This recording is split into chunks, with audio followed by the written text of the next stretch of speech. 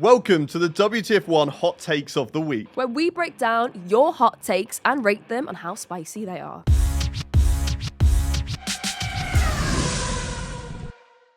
Let's get into the first hot take of the day. The first hot take is... And this is from @SDBestie8. And Esty Bestie. The cost cap being introduced means it's impossible for teams to close the gap to Red Bull. I saw this and I was excited by it because I really want to dive into this because there's definitely pros and cons. The cost cap, I feel like, has brought all the teams closer. Yeah. There's a second between everybody in Q1. But I also agree that those teams that were able before, Mercedes, Ferrari, to just throw money. Like, I think Mercedes are struggling now because they can't spend as much money as they used to before. Yeah. I think they were very, they had a lot of money behind themselves. So they were able to spend loads. So I think, yeah, it's a good point that Mercedes can't catch up and can't overtake Red Bull because they can't just throw money at it. But then also I feel like it allows teams to be more intelligent about what they build and where they spend their money, rather than just be like, let's throw loads of money at it. Where do we need to improve? How do we get the best out of this budget that is the same across the field? I do think it's a difficult one. I don't know where I'm going to put this on the spiciness level yet, but I think it's a difficult one because obviously they would have sat down before they made the cost cap decision to think, is it going to help or is it going to hinder? And like you say, there are pros and cons to it, but I guess Red Bull have been spending obviously, so much money to get to the car where it is now. So they already have all of this understanding of what they need. So if you put a cost cap on it, it's probably not going to affect them too much because they're already so high up. So then it is a disadvantage to the other teams because, like you say, now they can't spend the money that they would have spent to catch up to where Red Bull is. But then the caveat to that is it has made for closer racing. So it has made it more interesting because now the teams are getting a little bit similar to each other because they can only spend, the same amount if they've got that much money. So, yeah, it's a spicy one, I think, because it's kind of still allowing for this Red Bull domination. So maybe it is a bit of a hindrance. Yeah, I think for smaller teams, for those teams that are in the midfield back markers, I don't really know what to call them, but that kind of section of the Stake, the RB, the Alpine, the Haas, those teams, it helps them because if you don't have the cost cap in place, Williams before weren't even spending enough money to get to the cost cap. It was only once the cost cap was introduced, they were like, okay, cool, we can find this money to spend it. If there's a reason for us to spend it, that we're on equal playing field as everyone else, even the same with Haas. And we saw with those teams, Williams for so many seasons were miles off the pace. They were a laughing stock in that sort of sense. They were just so far off the pace. Yeah. Same with Haas for 2021.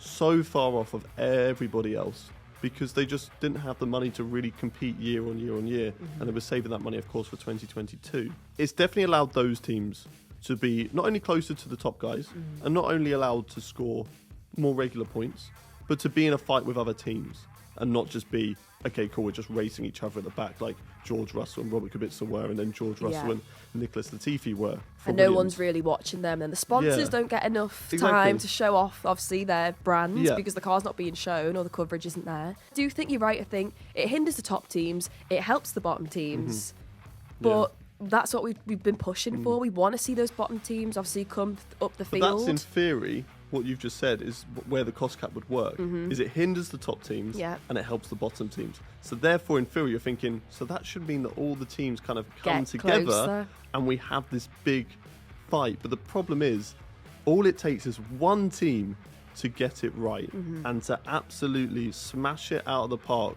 with what they need to do. And then the problem is they will just carry on that little extra step ahead. Say they are, they're 10 steps ahead of everybody, or even just 5 steps ahead of everybody. They will stay 5 steps ahead of everybody. That's the problem. Across every single season. They were already there. Because Mercedes can't spend buckets loads, Ferrari can't spend buckets loads, Yeah. and even to a sense, I suppose McLaren as well can't spend loads of money, and Aston Martin, because obviously Aston Martin are, as we know, loaded. So they would also be another team that would just throw loads of money at it and would try and get back up to the top. But we don't see that now. So yeah, there's definitely pros and cons to it for sure. Yeah, I think spiciness level for this hot take's got to be... I'm going to go 4 on this one. I think it's quite spicy. It is spicy because and if listen to these hot takes, I will rate a hot take on how debatable it is. That's how spicy it is. If it's not debatable, it's not spicy. And if it is, super spicy. So for this one, I'm going to give it a 3. Right, on to the next hot take. This is from @Don Carello. I think I've said that right. Alonso would win the championship if he wasn't in his current car is the biggest myth among F1 fans. Oh. So they're saying, obviously, Alonso wouldn't win the championship if he's in a better car, like a Red Bull. Yeah. They're basically saying Alonso's washed, or they are saying Alonso's washed, and even in a top team, he would not win the championship. There's so many different variables. Because I put Alonso up there. This is just my own personal opinion. So if you disagree with me, that's fair enough. That's your opinion. I've got nothing against that because he's not in a top car, so neither of us can prove right or wrong. And I like that debate. That's fine. But I think Alonso is one of the best drivers Formula One has ever had. And I think, if you put everyone, we spoke about it, if there was a spec series, the top guys, I feel like would be Hamilton, Verstappen and Alonso. Yeah. Those three would fight for the championship. I think this is a super spicy hot take because in my head right now, I'm going through all the different variables. Okay, if he was in Red Bull currently, would he beat Max Verstappen? And I think it's difficult because they're two drivers that are quite similar. Only one way to see it. 2025. The seat's open. Put Alonso, Get Alonso in there. In Yeah, honestly, I can't picture right now who would win out of those two, only because I think their driver craft is so similar. Whereas if you put him, let's say Ferrari are, winning the championship, you've got Charles and you've got Alonso. I do think Alonso would probably beat Charles in that sense. Yeah. But with Verstappen, I don't know. But I think there'll be a nice fight there, and I think potentially he could. So out. That's why I want to see it, because the drama between those two would be insane. They both got the same drive. Alonso is a bit of a and I love it. I'm not going to lie. Yes. I absolutely love it. I mean, there was talk from the past that he would basically pay money to his teammates' engineers so that he would get the better, he would get the better of his teammates. He's here for the drama. That's Alonso. He's super duper competitive. There's a lot of gamesmanship in his brain going on there, and I think there's also similar traits with Max Verstappen that he's very brutal. He's very aggressive. We've seen it even down to turn 1 in Bahrain. He put his car perfectly in the sense that he plays to the rules. He doesn't play to the gentleman's agreement. He plays to the rules. He will squeeze you off and basically give you a choice of, you either get the hell out of there, or we're going to come together. So that's your choice. That's the choice that I'm going to give you. It's that driver IQ that we've been speaking about recently. That I'm also very high on. Apparently Haydon's really high, which 9 out of 10. No, it actually is, to be fair. Racing against you, I'm like, he made a sneaky move there. Now I can't get past. But that's all I got. No pace, just like you. Just the sneaky moves. It's easier to think about what you're doing when you're driving slowly. You heard it first. So I think Verstappen's driver IQ is very high, and I also think Alonso's is, but they've both got the aggression to push them out there as well, where some drivers might be a little bit more cautious and maybe they would take that step back, maybe not put drivers in that position if they think someone might crash into them or they move out the way. So this hot take is really, really good. It's super spicy. Yeah, I'd say super spicy. I think it's a 5. I think it's a very spicy. Yeah, I think there's a lot of angry Alonso fans. The Spanish fans are passionate, and I respect it. I mean, we've got to respect the passion. Exactly. And Alonso's I think there's going to be a lot of people who are not going to be happy about this. They're going to be like, listen, all right, put him in that Red Bull and we'll see who comes out on top.